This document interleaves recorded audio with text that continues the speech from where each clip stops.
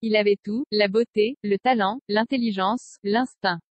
Il a tutoyé les étoiles avec l'amant, de Jean-Jacques Hano, ou Jésus, de Serge Moati.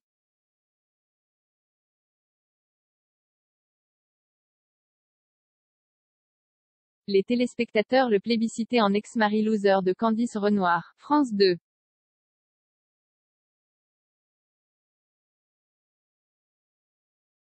Mais le 24 janvier 2018, à 50 ans, il s'est enfoncé dans la nuit. À jamais, c'était un matin glacé, il y a 4 ans, au crématorium du Père-Lachaise, à Paris.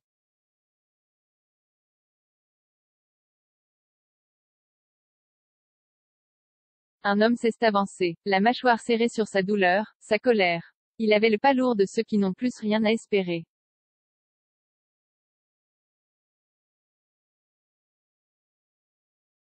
Il était l'homme qui venait de perdre un fils. Un petit prince. Un soleil. Le père d'Arnaud Giovanninetti en voulait à ce métier, aux gens de ce métier.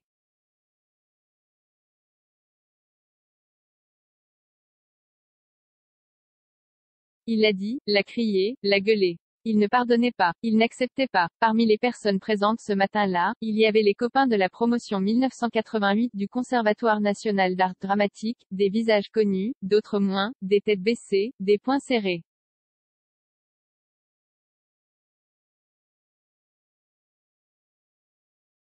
Ce matin-là, on disait adieu à Arnaud Giovanninetti. Arnaud qui s'était donné la mort après une humiliation de plus, une humiliation de trop.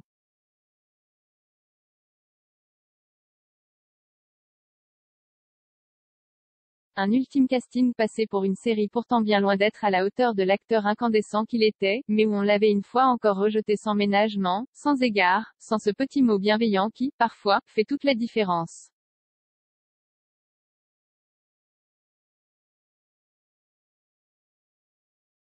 Pas assez, bankable. Au suivant. Combien de temps on peut continuer à croire en soi quand on est au RSA et qu'on vous colle la tête sous l'eau de façon permanente et qu'on a en soi ce soleil noir? Interroge Guillaume de Tonquédec dans Arnaud Giovanninetti Soleil noir, de la journaliste Caroline Constant, accent aigu.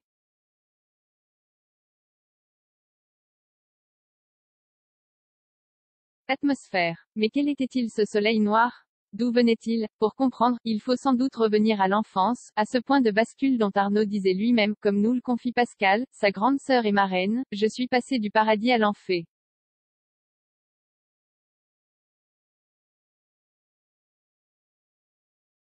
Quand l'alcool s'invite à l'adolescence, Arnaud naît le 3 juillet 1967 à Amiens, comme son aîné Pascal et ses deux frères, Franck et Christophe.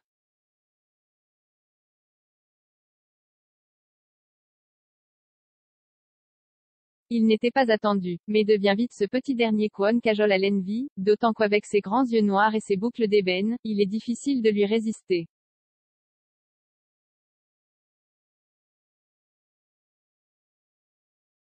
La famille déménage pour Marseille où Reynald, le père, est nommé directeur de l'opéra.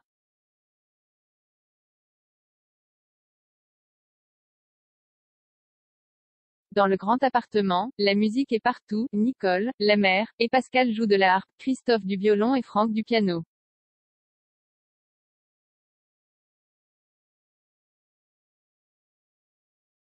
Arnaud, lui, fait plutôt le pitre, avec un goût prononcé pour tout ce qui est comédie, déguisement. La scène lui tend déjà les bras.